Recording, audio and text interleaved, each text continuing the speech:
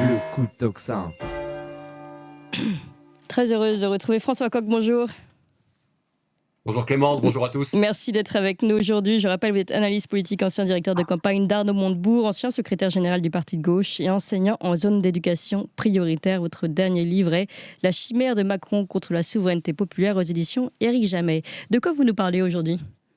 Bon, écoutez, d'abord, je ne pouvais pas commencer cette chronique hebdomadaire sans dire un mot de l'anniversaire qui a eu lieu ce week-end, le 6e anniversaire du mouvement des Gilets jaunes. Et si je commence par ça, c'est que ce mouvement des Gilets jaunes a apporté des éléments structurants dans le domaine de la pensée politique que j'essaye d'évoquer avec vous dans ces chroniques régulières.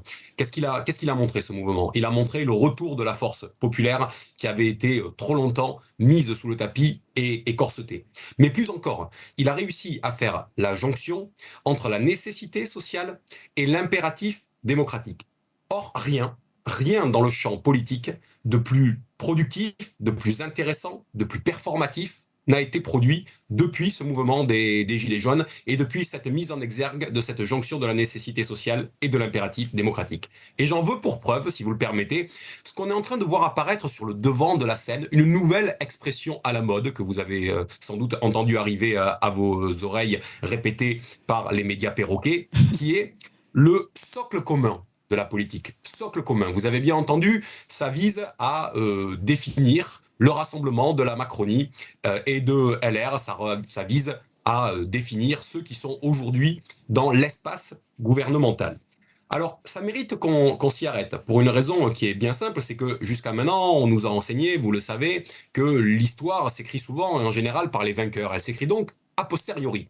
Là, on a une tentative d'écriture de l'histoire, a priori, par avance, par ceux qui sont non pas les vainqueurs, mais qui sont les vaincus, parce que le bloc qui se retrouve aujourd'hui au gouvernement n'est rien d'autre que ceux qui ont été vaincus dans les urnes. Et donc on a une réécriture, ou plutôt une écriture de l'histoire, a priori, par les vaincus, qui donne des éléments de langage, qui sont ensuite propagés par les médias dominants, pour définir un paysage. Et pour définir un paysage, pourquoi ? Bien pour l'élection présidentielle de 2027, tout simplement. S'il nous parle aujourd'hui de socle commun, c'est bien évidemment que le socle est tout sauf commun. Il est tout sauf commun parce qu'on a vu la multiplication des candidatures déjà pour l'élection présidentielle dans cet espace. Je vous en passe et des meilleurs. Il y a monsieur Attal, il y a monsieur Darmanin, il y a monsieur Le Maire, il y a monsieur Wauquiez, il y a monsieur Bertrand, il y a monsieur Lisnard. Bon, bref.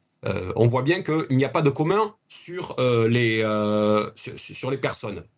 Mais s'ils nous disent cela, c'est aussi ce que nous dit Madame Bergeon hier, la porte-parole du gouvernement.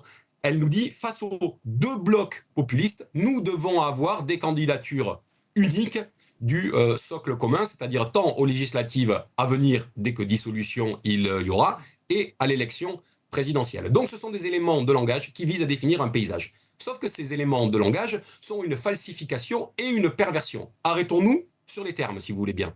D'abord, le premier, l'idée de socle.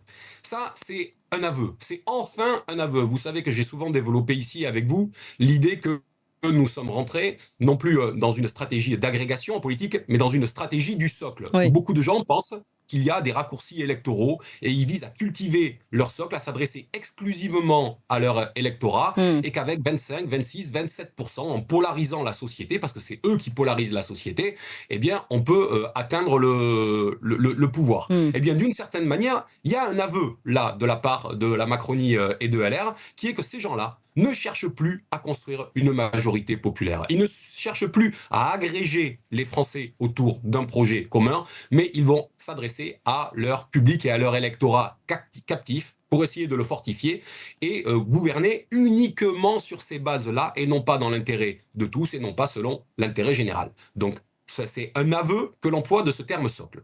Le deuxième mot, c'est commun. J'ai commencé à vous expliquer en quoi ce terme de commun n'a pas de sens. Et on l'a vu depuis que le gouvernement Barnier est installé depuis 2 mois. Ça a commencé même dès le jour du discours de politique générale, quand il s'est pris le bec en plein hémicycle avec l'ancien Premier ministre, monsieur Attal, sur la question du bilan. Mais on a vu que les dissensions existaient également au sein du gouvernement. On l'a vu entre M. Retailleau et M. Migaud. On a vu qu'elles existaient entre M. Barnier et ses ministres. Quand M. Armand, le ministre de l'économie, a dit que le RN ne faisait pas partie du champ républicain et qu'il a été repris de volée par le Premier ministre.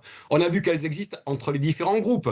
LR et la Macronie de l'autre qui posent des amendements contre le budget qu'ils ont présenté ensemble. Donc il n'y a absolument rien de commun dans ce gouvernement. Et d'une certaine manière, il y a là le fait que il y a une acceptation du jeu de la démocratie minoritaire qui est l'artifice des faibles pour se soustraire à la volonté populaire. Et puis enfin, je termine par un point parce que ce mot, cette expression, socle commun, ne sort pas de nulle part. Le socle commun, elle existe dans le milieu éducatif. Elle existe à l'école.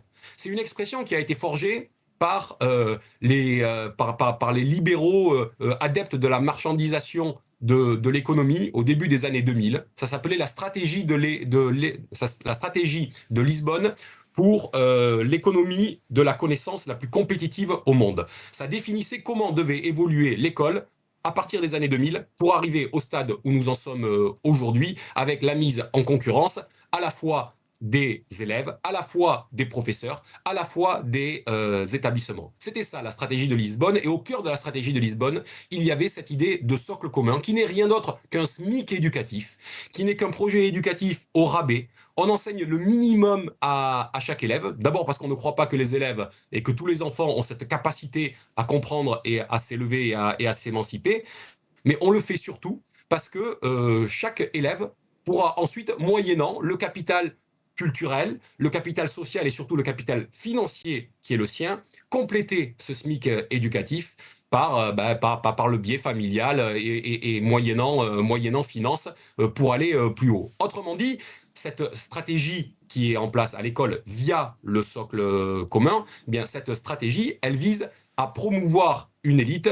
On donne le minimum à la pied de caille et puis les autres pourront compléter cela. Cette stratégie à l'école, c'est pas un socle commun. En réalité, c'est un socle qui vise à définir à côté du socle commun le socle élitaire. Eh bien, Oui. en politique, le socle commun de la Macronie et de LR qui est au gouvernement ne devrait pas s'appeler socle commun parce qu'il est en réalité le socle élitaire. Finalement, c'est ce qui est en creux, ce qui est dans l'ombre qui se révèle avec cette tentative d'imposer sur la scène politique cette expression de socle commun. Alors voilà, moi, comme chaque semaine, je terminerai une fois encore en vous disant « Cusque tandem abutere patientia nostra ». Combien de temps vont-ils abuser ainsi de notre patience? Et comme chaque semaine, je vous dirai que ce n'est pas à eux d'en décider, c'est à nous d'en décider et qu'il faut rapidement que nous prenions en main les rênes de notre destinée. Alors, en parlant de reprendre en main les rênes de notre destinée, puis du mouvement des Gilets jaunes, dont vous avez raison de souhaiter l'anniversaire, on voit là que les agriculteurs s'organisent, les agriculteurs, pour passer leur colère. Ce mouvement, ils vont commencer à bloquer certaines zones, certains axes routiers, certains ronds-points. Est-ce que, François Coq, vous pensez que ça peut être justement un mouvement populaire qui s'amorce là? C'est un mouvement puissant. On voit le mouvement qui ressurgit aujourd'hui, un an après, qui s'est donné à voir déjà dans notre pays, mais surtout, ça fait plus de 3 ans qu'il y a en réalité des manifestations latentes, en France et à l'échelle de l'Union européenne. Je vous rappelle la puissance du mouvement aux Pays-Bas, qui est né à chaque fois, finalement, sur le fait que notre agriculture et notre souveraineté alimentaire est mise à la portée, à la merci de ceux qui veulent investir notre marché. C'était le cas d'abord aux Pays-Bas et en France il y a 3 ans, il y a 2 ans, avec les mesures qui avaient été prises notamment pour les céréales ukrainiennes qui n'avaient plus de droits de douane et qui pouvaient être largement propulsées dans le marché sans aucune règle pour les agriculteurs pour se défendre. C'est la même chose aujourd'hui avec le Mercosur, où on a exactement le même principe, c'est-à-dire qu'il n'y aura même pas de clause miroir, ou que c'est des clauses miroirs, c'est-à-dire le fait qu'on imposerait les mêmes normes aux agriculteurs sud-américains. Eh bien, même si ces clauses miroirs existaient, on sait qu'il n'y a pas de traçabilité, donc les agriculteurs seraient livrés à une concurrence dite libre et non faussée, mais qui en réalité est totalement faussée, puisque ce sont les seuls à avoir des contraintes en la matière. Et Malgré donc, les la promesses colère d'Emmanuel Macron, précisons-le.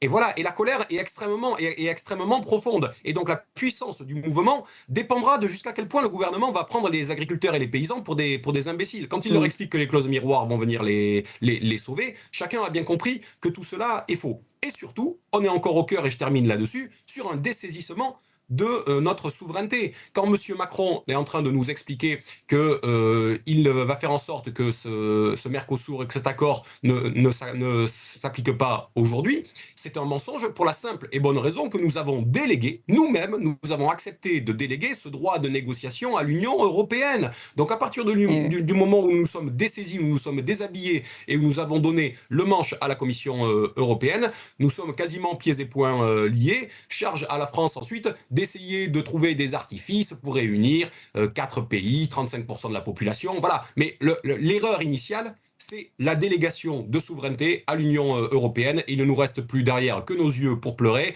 devant les déclarations présidentielles. Oui, nos yeux ou nos tracteurs pour bloquer les routes, et ça va peut-être aller plus loin que ça. D'ailleurs, je précise, j'en profite pour faire une annonce ici sur Toxa. Nous serons en direct avec des agriculteurs sur le terrain, en blocage, mercredi qu'on va suivre. Il y en a qui sont dans le sud, il y en a qui sont en congrès. Et là, voilà, on aura un grand nombre d'agriculteurs en colère et qui comptent cette fois-ci ne pas lâcher le morceau. Évidemment, on suit ça de très près sur Toxin. Merci beaucoup François Coq, encore une fois, pour cette chronique et cet anniversaire souhaité aux Gilets jaunes. Merci François Coq. Et je rappelle votre dernier livre, La chimère de Macron contre la souveraineté populaire, aux éditions Éric Jamet. Merci à vous tous, chers amis.